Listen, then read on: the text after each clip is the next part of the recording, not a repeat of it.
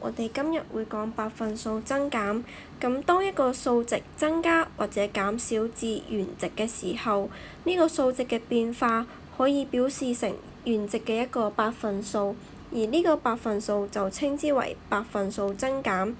而計算百分數增減嘅公式係新值減去原值，再除以原值，再乘以100%。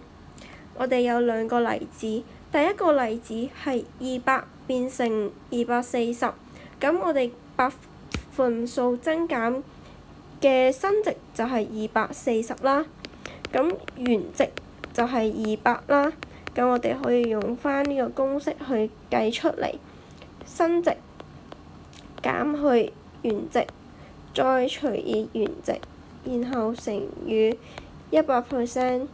咁通過化簡同埋撳機，我哋可以計出係正20%。大家記得計算百分數增減嘅前面係要有正負符號㗎。咁如果100變成85呢，又點樣計呢？85就係我哋嘅新值啦，100就係我哋嘅原值啦。我哋照樣可以用公式㗎。